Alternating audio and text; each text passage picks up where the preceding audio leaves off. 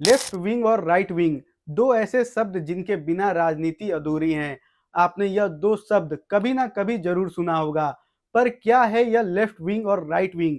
चलिए आसान भाषा में समझते हैं। अमेरिका में जब से ट्रंप आए हैं तब से ऐसा कहा जा रहा है कि अमेरिका में राइट विंग का सूर्य उदय हुआ है। ट्रंप की पार्टी का नाम रिपब्लिकन पार्टी है, जिसे राइट विंग पार्टी माना जाता है। अब ट्रंप की पार्टी को क्यों राइट विंग पार्टी कहा जाता है, इसका जवाब ट्रंप के नीति में छुपा हुआ है। जिस तरीके से वह मेक अमेरिका ग्रेट अगेन का नारा लगाते हैं, ट्रांसजेंडर कम्युनिटी का राइट छीनने की बात कर रहे हैं और इमिग्रेंट को डिपोर्ट करना चाहते हैं, यह सब राइट विंग आइडियोलॉजी की निशानी है। लेकिन इस राइट विंग आइडियोलॉजी की शुरुआत ट्रंप ने नहीं की। इसकी शुरुआत हुई थी सालों पहले फ्रांस में। 1789 का साल था।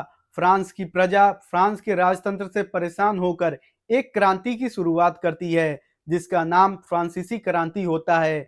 यह क्रांति अगले 10 साल तक चलती है।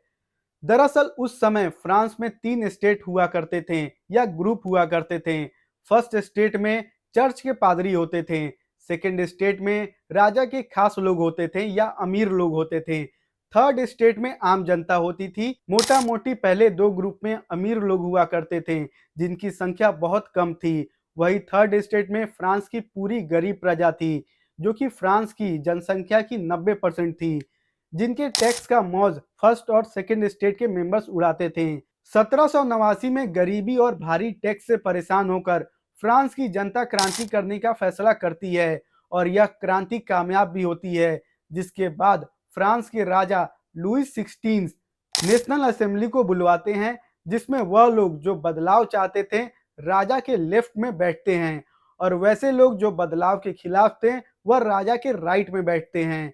और यहीं से लेफ्ट और राइट विंग की शुरुआत हुई। जो लोग राजा के लेफ्ट में बैठे थे वह समानता, आजादी और बदलाव के पक्ष में थे, और वहीं राजा के राइट में बैठे लोग पुराने चीजों जैसे कि राजतंत्र, क्लास सिस्टम और धर्म के पक्ष में थे। इसे अगर आप आज के दौर में देखें तो वैसी पार्टीज जो बदलाव में विश्वास रखती है, इमिग्रेशन पॉलिसी को सपोर्ट करती है, लोअर क्लास को इक्वल राइट दिलाने की मांग करती हैं, आप वैसी इस पार्टी को लेफ्ट विंग पार्टी कह सकते हैं। वहीं दूसरी तरफ ऐसी पार्टी जो पुराने मूल्यों को फिर से लाने की बात करती है, इमिग्रेशन पॉलिसी के अगेंस्ट होती है और जो धर्म की बात करती है, उसे आप राइट विंग पार्टी कह सकते हैं।